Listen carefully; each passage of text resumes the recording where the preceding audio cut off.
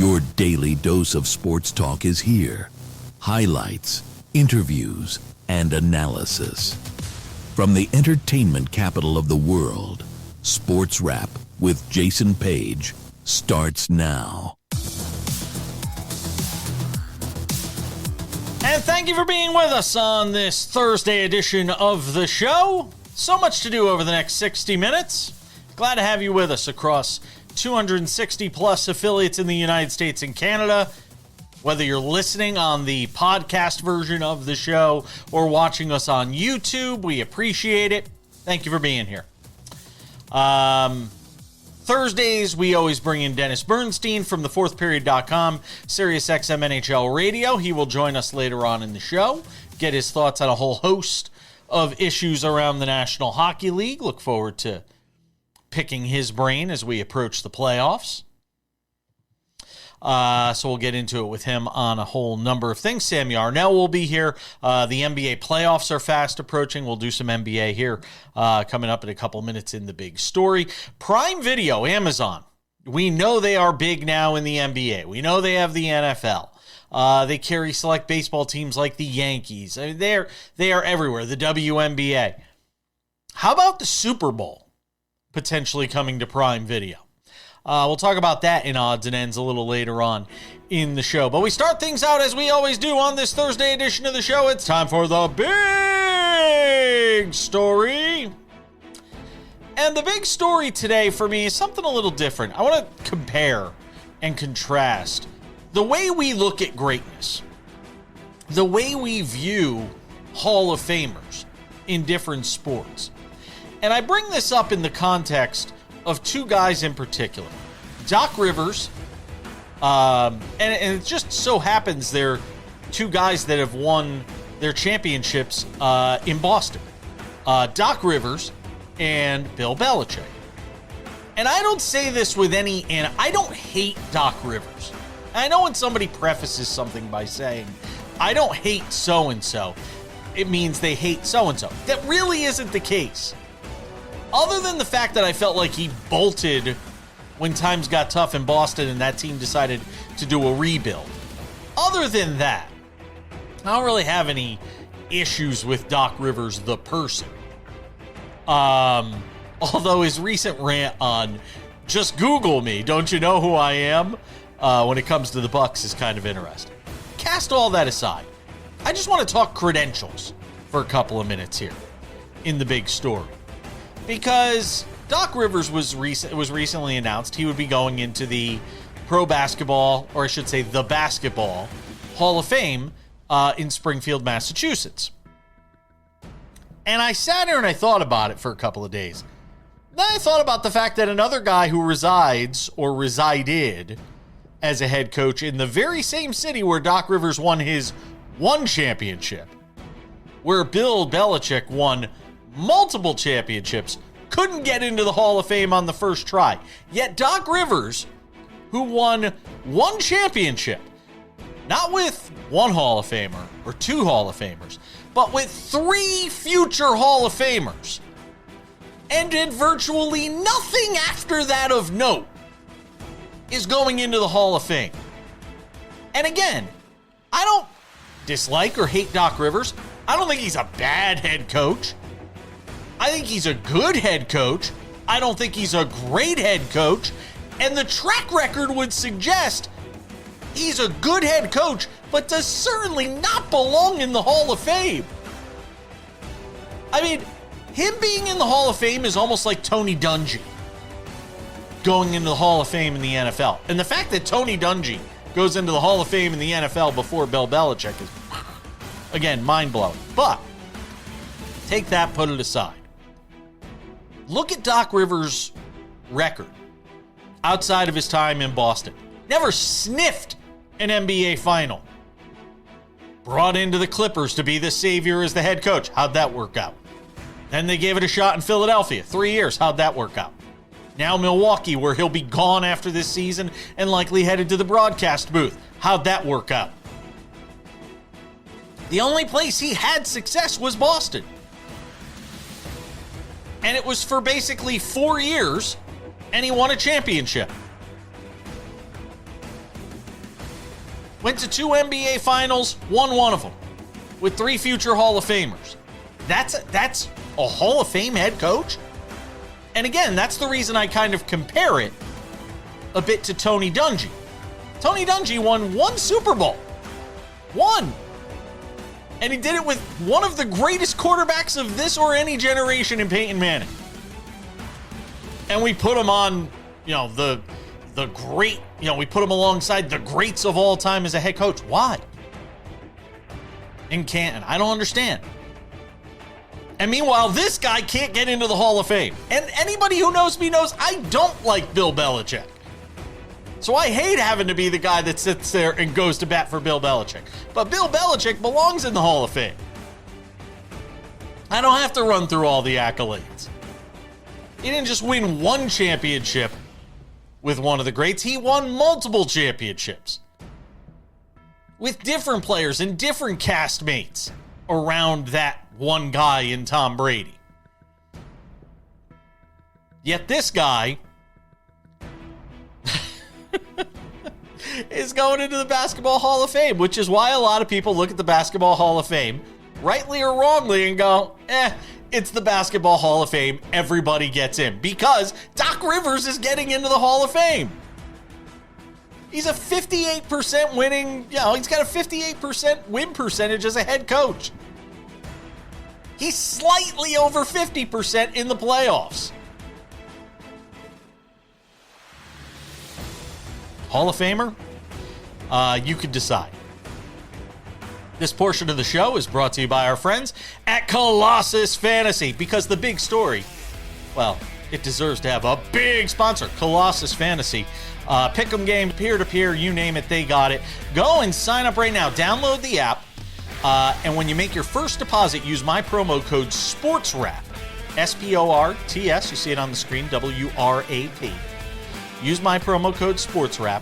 When you make a $10 deposit, you get a $40 bonus. When you make a $20 deposit, you get an $80 bonus on your first deposit. Go and do it right now and check it out. Colossus Fantasy. It's a lot of fun. I was trying it out over the weekend while I was out visiting in California. I had a chance to try out the app for the first time, so go and check it out. Again, use my promo code SportsWrap and try out our friends over at Colossus Fantasy. All right, we're coming back.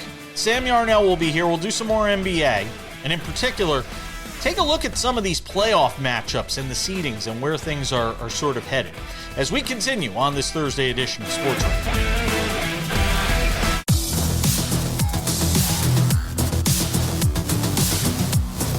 Welcome back to the show. Good to have you all with us. Just doing a little housekeeping here. I've had my say in the big story as it relates to the enormous differences between the Football Hall of Fame and the Basketball Hall of Fame. Say hello to Sam Yarnell. Everybody say hi to Sam. I'm going to have a difficult time keeping Sam's attention because I know he's going to be watching like all things Masters throughout the entire time we're putting the show together today. I know. It's one of the most fun days these first 2 days of the year watching the Masters. But I want to get your thoughts on this NBA because it's kind of interesting. I was looking at the standings last night, and I figured out why. I was talking about this with our buddy Kurt Heelan yesterday.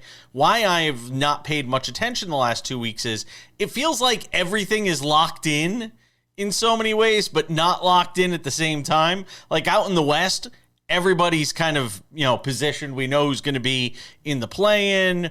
We know who's, going to be in the play-in tournament, who's not. And in the East, it's much more wide open. You've got 6 teams competing for 2 playoff spots, 4 play-in berths, and still seeding to be determined as to who winds up playing where.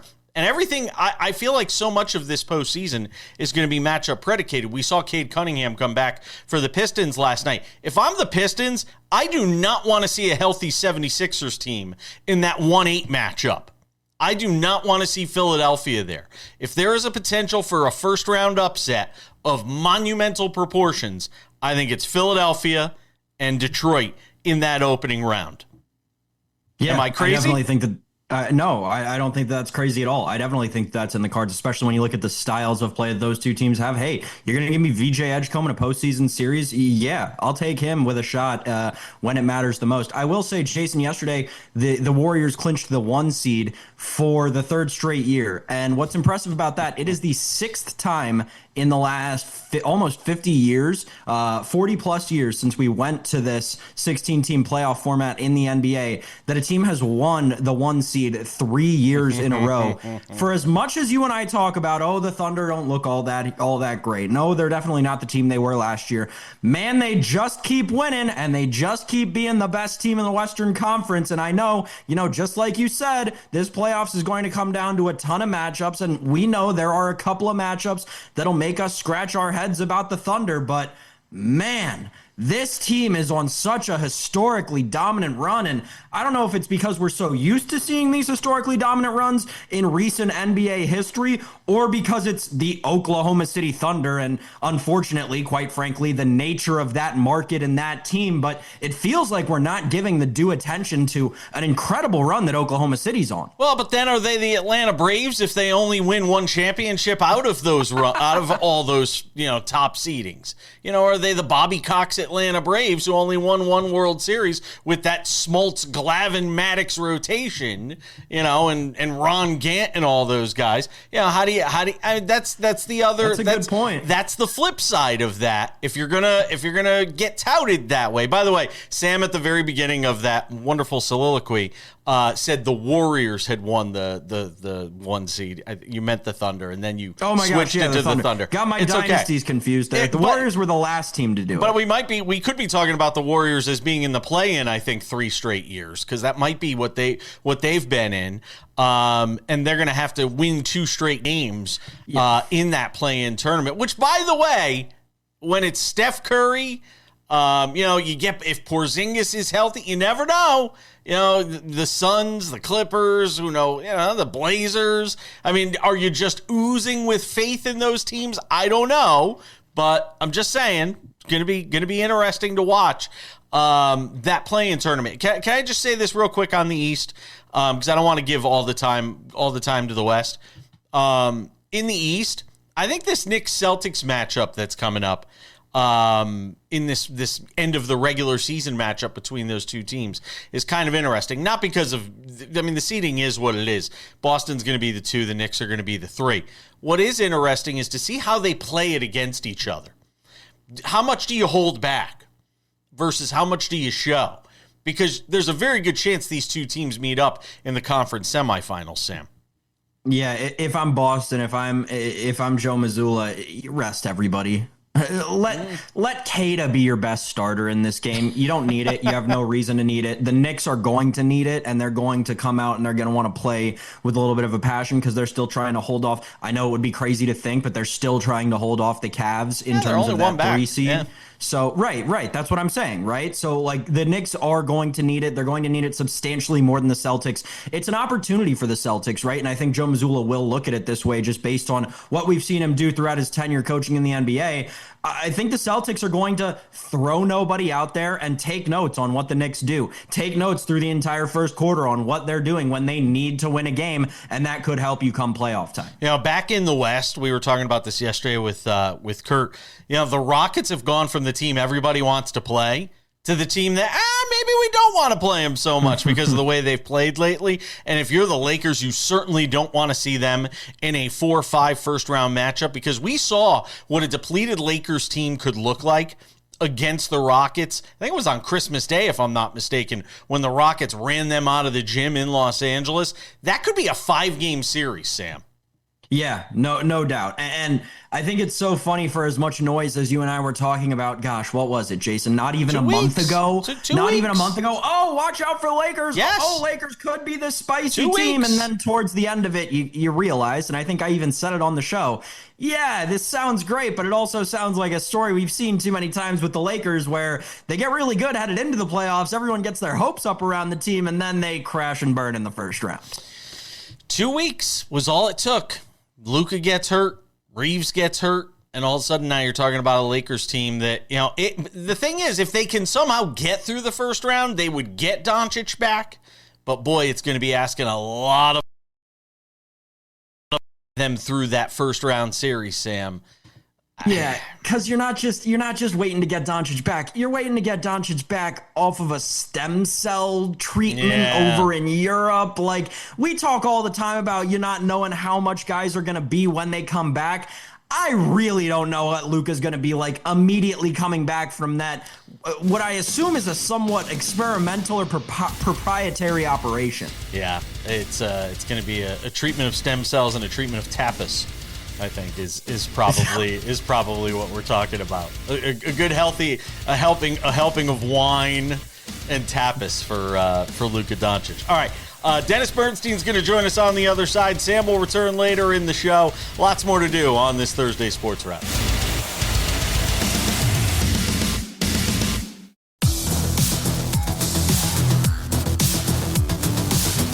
Welcome back to the show. If it's a Thursday on Sports Wrap, it usually means this guy is here. The one and only Dennis Bernstein.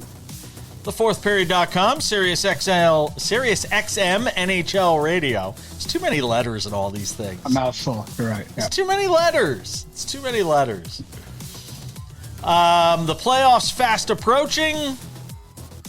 Boy, man, a lot of turmoil around the league. Guys getting let go, coaches getting hired, coaches getting fired, GMs getting let go. I want to dig into all of it with you. But before I do, something from on the ice last night. And boy, oh boy, Connor McDavid. Yeah, for all the time, I feel like sometimes we give short shrift to some of the teams north of the border. And our show airs in Canada, so I kind of feel bad about it. Connor McDavid, 5 points last night. I mean, Edmonton, for as much as we talk about the West, it feels like we don't talk about Edmonton enough. They didn't deserve to be talked about because they play so below the level of the last two teams that went to the Stanley Cup final, Jason, and they didn't deserve to be talked about. So much controversy with their goaltending, but you're right about Connor McDavid. Without Leon Draisaitl for all these games and without Zach Hyman the last few games, they're 6-1-1 in their last 8. They're now in first place. I didn't have him as my MVP number 1 vote because I do vote for the Hart Trophy for the NHL. I'm starting to change my mind about this guy. If they find a way to win the division, and he's going to do this basically not by himself, there's other good players on the team. But, it's funny. And just a juxtaposition to how he did it last night. Early in the game, Macklin Celebrini scored the first goal of the game. I'm sure Connor said, okay, watch me. And that was one of the best performances. I think his all-time record for a game is 6 points. That was a dominant performance where you saw one player take over an ice for 60 minutes. He goes 1-on-3 in one of these goals. Right? It's incredible. It really was incredible. So let's talk about another team in that division because, we all just kind of shrugged our shoulders when Vegas fires their head coach and goes and hires John Tortorella. This last gasp effort, is it desperation? What is it? Now they've won 4 in a row. You got to help me understand it because it's the same players, it's the same ice, it's the same sticks, it's the same pucks, it's the same everything, and this team's won 4 in a row, and now all of a sudden everybody's like, see, John Tortorella. Did you see the 4 teams they beat? They beat Edmonton at home, which is a good win. They beat Vancouver twice, which is the worst team in the league, and Calgary, who's out of it. So for all the people saying, I told you so, hold all bets. The race is not over yet. So controversial, yes. Does Bruce Cassidy weigh on players? Of course he does. But there's such pressure to win in this league now, Jason. And you mentioned all the changes off the ice. There's so much pressure that this team is underachieving. And the one thing you know about this Vegas, they are one of the most aggressive franchises in the NHL. I'm sure McKinnon wanted to think about going to make the change. Then he went to Bill Foley, the owner. Owner said yes. The move was made. So while it's shocking because this guy won the Stanley Cup 2 years ago, you just know the reputation of Bruce Cassidy that he's done it. He did it in Boston. Did a great job in Boston. Won the players. Won a cup in Vegas. But that's what happens with coaching in the NHL. Is there something to be said? And this is one of those intangible things that you can't really, it's not in a statistic, it's not in analytics or anything like that. But just this team getting on this roll late in the season, even if 3 of the wins are against tomato cans, that it could propel them here in the postseason? Give them more confidence, but you still got to win the games. And who are you playing against? And you got to get saves, and you can't take stupid penalties, and you can't play from behind like you've played behind for most of the season. So it helps them, but they have to pick up their game these last couple of days to say, okay, this team could do damage. I still think they're a very flawed team. You can't rely on the goaltending, and the defense isn't what it was when it won the Stanley Cup. Since we're in the West, let's stay out there and talk about Colorado for a moment. You know, we've focused on them so heavily throughout the entire season. Do you feel comfortable with where they have sort of settled into here in the final week of the season? Yeah, because they were pushed by Dallas for first place, and they pushed back and they played better and they won. Notwithstanding an 8-6 game against Vancouver, which I don't understand. I'll never understand, but that's the great thing about hockey. But yeah, I think the one thing that will betray them, whether you don't know about, is their assuming they're healthy, is their goaltending. It's not neither one of these goaltenders have been tested in the playoffs, right? To any extent, they don't have a track record there. But I'll go back to 2022 when they won. Darcy Kemper had no track record of winning. So can they win with Mackenzie Blackwood and Scott Wedgwood? Of course they can. And to answer your question, yes, I like the way they've responded over the last 10 games or so. If they're healthy, on paper, they're still a Stanley Cup favorite. Utah and Nashville, when you look at, with 3 games left to play here in the final couple of games here of the season, the Kings still obviously with an opportunity. Give me some thoughts here on these wild card spots. I think you're going to have a playing game in Game 82, basically. Wow. I think you're going to have teams playing for this spot last game of the season, because it changes every night. You mentioned, like, Nashville's in second wild card right now, but if the Kings beat Vancouver, which is the worst team in the league tonight here in LA, they're back into the second spot. Like, what happens with the Ducks? Do they keep losing and fall into a wild card spot? Maybe the Kings jump up. It's crazy. And it goes for the East too, Jason. Like, I know there's a little bit of separation now with Boston and Ottawa, but you could have a situation where you're playing for that wild card 2 spot as well. That's how tight this whole league is right now. Yeah, and you mentioned San Jose last night. What a crippling loss that is for them. Yeah, well, their defense. Look, their offense is wonderful. Macklin Celebrini is going to be certainly a finalist for the MVP. But when I look at that defense and sometimes that spotty goaltending, it's not a surprise. Their goal differential is probably close to -40 at this point in time. So it's been a great run. I'm not saying they're done, because I thought they were done 2 weeks ago, Jason, and they won 4 in a row. But now when you see them, they got exposed in these last couple of losses, tough losses. So, yeah, they're probably going to be on the outside looking in. But things will only look up in San Jose. If Mike Greer can put together a better defensive unit, they should be in the playoffs next season. One more from the West, and we'll do the East in the next segment, with Ron Francis being let go in Seattle. They let go of the head coach after last season. They let go of Francis after this season. Sort of the state of flux that this franchise is in right now. Yeah, it's a very conservative franchise with respect to what Ron did. But he locked them into some contracts that aren't arduous, right? They had one good season where they overachieved. Yeah. They got to the playoffs. They're a 100-point team. They've regressed. Now, here's the thing. I know, and the expectations are high by ownership. And go back to when Panarin was traded to the Kings. Seattle offered him $13 million a year for 4 years, and he turned it down because he didn't want to live in Seattle. So this is a very aggressive ownership that has expectations of winning. It just hasn't worked out so far. Dennis Bernstein hanging out with us from thefourthperiod.com and SiriusXM NHL Radio. He's going to hang out with us for one more segment. Some more hockey on the other side. Don't go anywhere.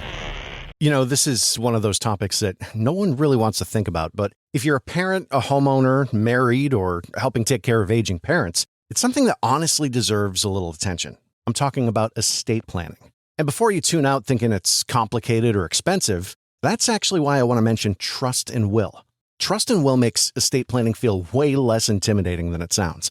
They offer modern, attorney-designed wills and trusts that you can create online. And the process is surprisingly straightforward. In fact, you can create a will in as little as 30 minutes. That includes things like guardianship for your kids or pets, how your assets are distributed, and even healthcare directives. Don't wait until it's too late. Protect your loved ones with Trust and Will, the most trusted name in online estate planning. Go to trustandwill.com/future to get 20% off. That's trustandwill.com/future for 20% off. trustandwill.com/FUTURE.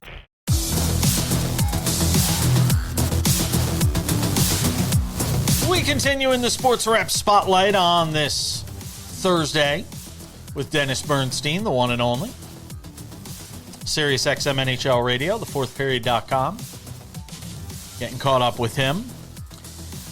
Before we get to some of the playoffs in and outs and all of that in the East, thoughts on the Alex Ovechkin stuff that we've talked about on the show. We talked about it yesterday with him pushing off a decision, obviously, on retirement until after the season has concluded. His contract's up at the end of June. Talk about maybe playing in the KHL for one more year. If you had to try and sort of read between the lines in his comments, his thinking, where he is right now, over 923 career goals in the regular season, what do you think he's going to do? Oh, his legacy is cemented, right? So he's not playing for his legacy. He's playing for fun. He's playing for the playoffs. They traded his best friend on the team, John Carlson. They're not making the playoffs. I think he's done. There's nothing more to do. Like maybe if they re-sign John Carlson in the off season, maybe to reunite him and make him happy there. But I don't see the reason at this point. He set the record. He established it. He got 1,000 goals when you consider the playoffs as well. There's nothing more for Alex to do to go home, play a year in the KHL, and retire here in Russia. Well, then is there some disappointment if that's the case, that they don't get to do a proper farewell to him if he just decides after the season that was the end and they don't really get to say goodbye to him? Well, the team would retire his jersey. Yeah, but I mean, you don't get to have that final game pomp and circumstance that so many professional athletes get.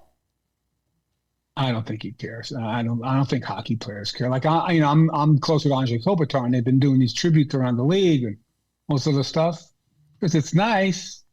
I said, well, are you upset if a team doesn't do it? He goes, no. So I don't know the accolade. Hasn't Alexander Ovechkin had enough accolades? Does he need one more night of worship? He'll get that when they retire his jersey. But maybe not him. Maybe the fans. The fans will say, the fans will say goodbye to him when he retires opening night. They'll retire his jersey, and that's it. So they've had enough. I mean, as a fan, you're going to be pissed about Alex Ovechkin not getting one more lap around the. I don't know. I don't think it matters to him. I don't think it matters to the fans because this guy is he's an all timer. He's the greatest goal scorer of all time. He's choose the right to select his path, and that's it. I'm comfortable with it. Dennis Bernstein hanging out with us. All right, let's look at the Eastern Conference. You were talking about sort of these wild card standings. We went through it in the West. Boston, Ottawa, the Bruins at 96 points with 79 games played. Ottawa at 92 points with 78 games played. Columbus is still hanging in there. Where do you think these two wild card spots wind up? I think the Bruins are safe. So I think you've probably got 4 teams playing for one spot. Ottawa, Columbus, Detroit, and the Islanders. And, the Islanders just they still haven't played a game under Pete DeBoer, but they've lost 4 straight. They're 3 points out with 4 points. Don't trust them.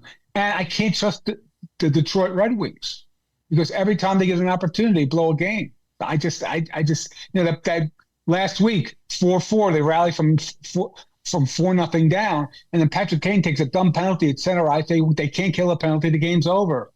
So I think the one team's got a shot is Columbus, but they lost Damon Severson, one of the defensemen, to a shoulder injury. So I think as much as I might say it about a playing game at game 82, I think the way Ottawa's playing right now, they get into goaltending, they have depth, they have size, they're playing very well. And nobody ever talks about the job Travis Green is doing in Ottawa, given what's going on with Tampa and Cooper and then Muse in Pittsburgh. So I say it's 4-1 mathematically, I think Columbus has the best shot to displace Ottawa. But I think right now you're looking at the 2 wildcard teams, Boston and Ottawa, who will give teams trouble in the first round. You talk about the pressure to win. Can you ever recall this many coaching changes, this much turmoil late in the season? Patrick Waugh being the latest example. No, unprecedented. Absolutely, this late in the season, that's how much pressure there is to win. Because look at the Islanders. Look at Matthew Darcy, who's the new GM there. Like, you have had a great season. You've been in the playoff spot like probably 90% of the time. You have Matthew Schaefer, and you want to leverage all this to get to the playoffs. But Jason, I think it was early last week, they played Carolina, and at some point in time, they were getting outshot 35-6. Right? The team was going in the wrong direction, and he made a change. And it's not the first time that's happened where a Patrick Wall coach team, like in Colorado, lost their structure. He lost his job, and because they've won to the Islands of no for, they're not a great offensive team, but good defense. The last couple of games, that hasn't been there. The message wore thin. They went with a proven winner. We'll see what he can do with 4 games to go, and you're trailing by 3 points. You got to win out. So I'm not sure that Pete DeBoer has that ability, but certainly long-term, he's a very good coach. It'll break Sam's heart to hear me ask this question this way because we know how much he loves his Sabres. But, you sort of look at where Buffalo is right now, atop the Atlantic and playing the way they've played and this great story that they've put together this year. But does it still feel like Tampa Bay to you when you talk about the East? Yeah, by default, but by a narrow margin. No, default because of the coach, because they've been there before, because of Kucherov. They have guys who have proven winners, where the Sabres have Tage Thompson and Zach Benson had a great game last night, and Alex Tuck. They've never done anything in the playoffs. So by default, you would give the edge to Tampa Bay. But the one way Buffalo can salvage that is by winning the division. Then that's Montreal's problem the first round, Jason, not Buffalo's. They would get to play they probably played the Boston Bruins. That would be a tough series for them. That would be a very challenging series for them. But I give a slight edge to Tampa Bay. But I'm probably looking at those 3 teams, maybe Carolina, 4 teams that could still come out of the East when we're in June. Well, the picture will be much clearer when we talk next week. Dennis Bernstein does a great job on the NHL, SiriusXM NHL Radio, and thefourthperiod.com. Always appreciate you, my friend. Have a great weekend. We'll talk to you next week. Likewise, Jay. Thanks for the time. We're coming back. Lots more to do on this Thursday edition of SportsWrap.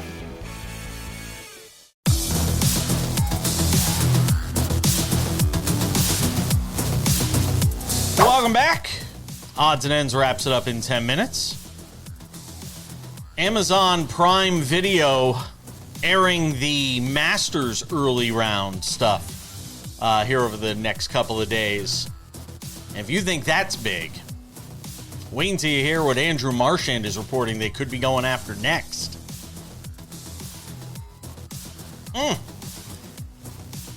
1 month subscriptions to Prime Video could go up dramatically in a few years. Sam Yarnell is back with us after our conversation with Dennis Bernstein.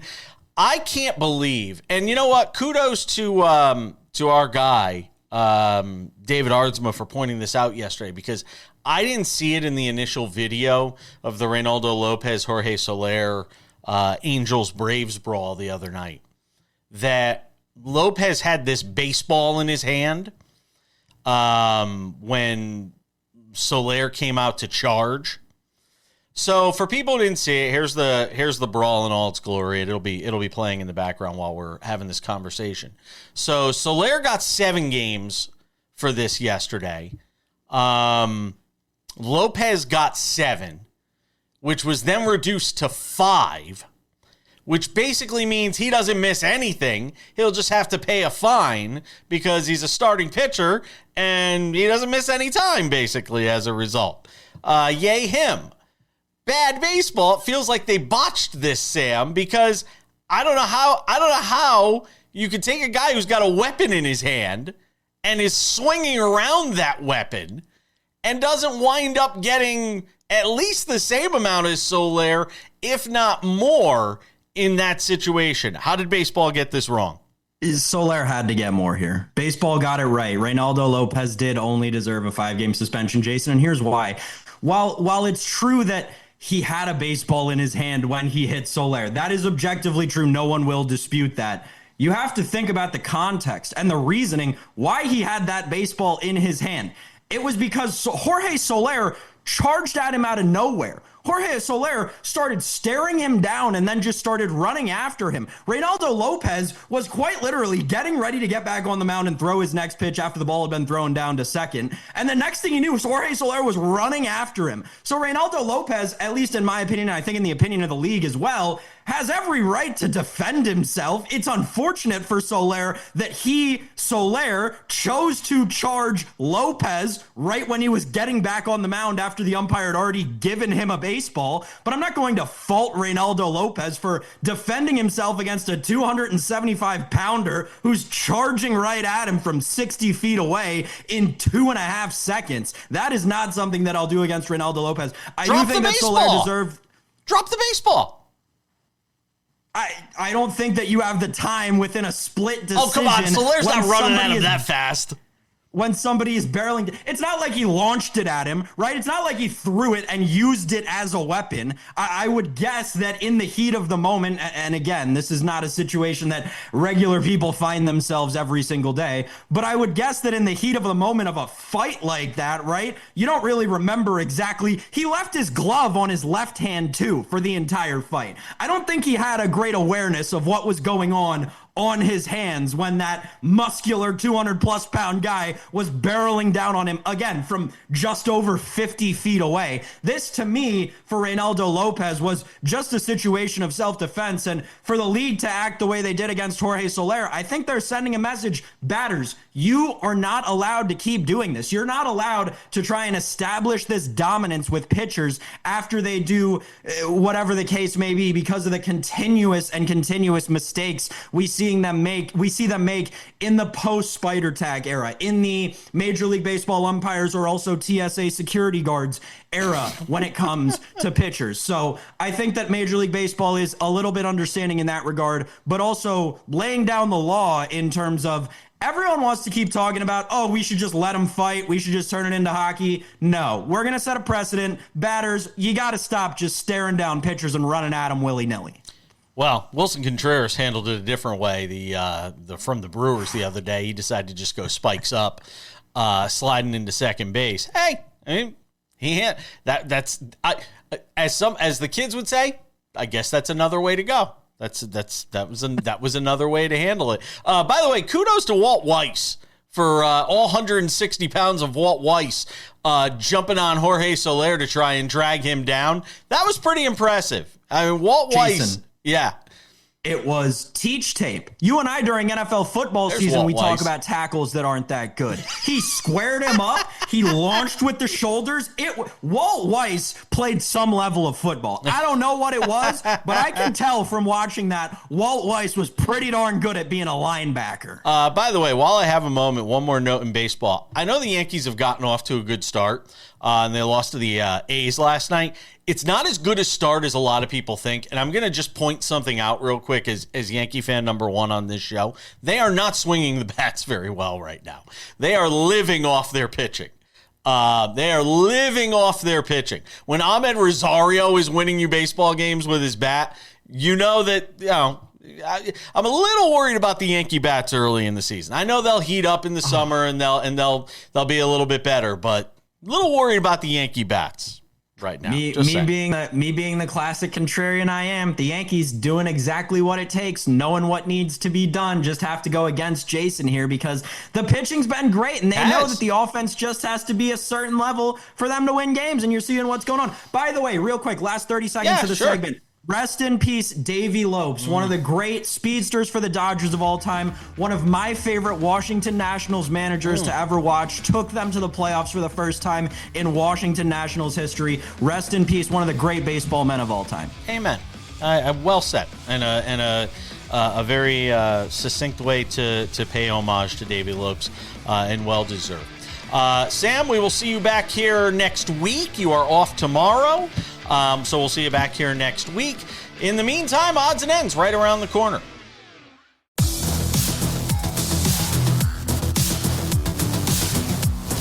Just about time to put the wraps on this baby for a Thursday. But before we do, a couple of reminders. If you haven't done so yet, make sure to subscribe to the SportsWrap with Jason Page podcast. The audio version of this show available Monday through Friday, wherever you get your podcasts. Spotify, Apple Podcasts, YouTube Podcasts, iHeartRadio, TuneIn, Odyssey, Amazon. Anywhere you get a podcast, you can listen to this show. Crystal clear audio, 45 minutes, mostly commercial free. We'd encourage you to subscribe. Great listen. We also have the SportsWrap with Jason Page YouTube channel. This is the place for all things SportsWrap with Jason Page. The Monday through Friday TV version of the show is available on our YouTube channel. 45 minutes commercial-free, presented there for you. We also have our companion podcasts there. The SportsWrap Spotlight. Dennis Bernstein on the show. We put it into a special podcast there, so you can just go in and watch that. If you're a fan of the NHL, you'll love to hear what Dennis has to say. We also have SportsWrap's Inside Baseball, our weekly with David Ardsma, the former MLB reliever and closer. Kurt Heelan of Pro Basketball Talk at NBCSports.com joins us for the SportsWrap NBA Weekly. All of our weekly guests are in the SportsWrap with Jason Page YouTube channel. Go and subscribe to that. Also, SportsWrap Shorts available on that YouTube channel. 1 to 3 minute long videos, news breaks. We jump in on the YouTube channel and give you the top news, analysis, quick hitting videos that are available on the YouTube channel through SportsWrap Shorts. SportsWrap Shorts also available on our TikTok, SportsWrap Jason Page, and on our Instagram, SportsWrap Jason Page. And now, without any further delay, on this Thursday, it's time for some odds and ends. Odds and ends. The Masters on Amazon Prime Video on Thursday and Friday. First time that has happened. First time you can get the Masters on a strictly streaming platform. I know you can watch certain shots here and there on the ESPN app, but this is the first time that the Masters is on Amazon. And it really does make you start to wonder, is there anything that is out of the reach of Amazon? It's a conversation we had with Andrew Marchand when he was on the show recently from The Athletic, their fantastic media insider and media reporter. And now he has a great story up on The Athletic, which if you have a chance, go and check it out. Talking about the fact that the Super Bowl could be next for Amazon as far as big grabs that they want to go for. And would it surprise anybody? We know Amazon has the money, the resources to go and spend, to go and give that money to buy it from the NFL. I think the question is twofold. One, would the NFL want to do it? Would the NFL want to take its biggest stage of the year and put it on something that is basically a pay-per-view Super Bowl, is what you would wind up having? Would they want to do that? How would fans react to that? What kind of revolt would there be?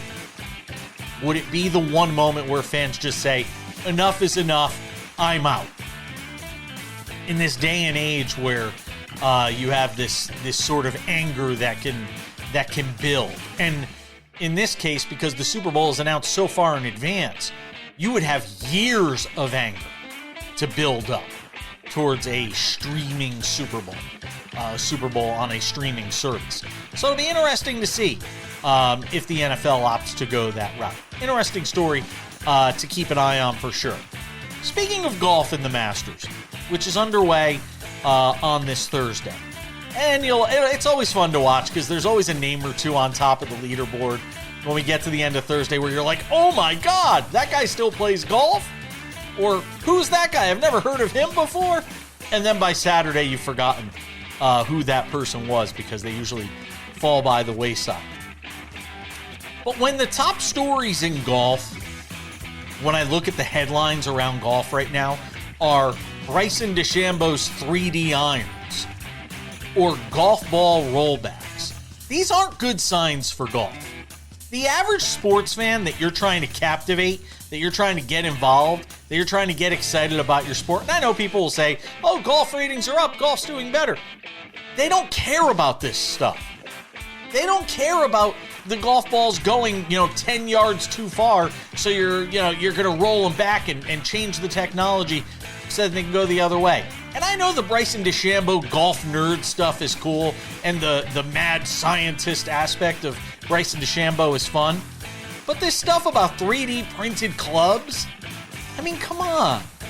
I don't think the average sports fan who you're trying to captivate the imagination of, I don't think this is what they have in mind when they're thinking about watching the Masters on CBS this weekend. I want stories. I want stories about, maybe the journeyman golfer, or maybe the star that is yet to win at Augusta National. I want those sorts of stories. I'd rather be talking about the fact that Bryson DeChambeau has never won at Augusta National despite all this talent, despite the fact that he's the mad scientist, instead of talking about 3D printed clubs and golf ball rollbacks. That's just me. Enjoy the Masters, though. It'll certainly be fun, and we will certainly have an eye on it, and we'll break down the first round on Friday's show. Robert Littall will be here at that time from Black Sports Online. Joins us every Friday. Tino Patino will break down the NASCAR race as NASCAR returns after an Easter break. That's going to do it for us. Thanks to Sam Yarnell. Thanks to Dennis Bernstein. All of you at home for watching. I'm Jason Page. That does it for Sports Wrap on this Thursday. We'll catch you back here on Friday. Have a good one. Until then, bye-bye.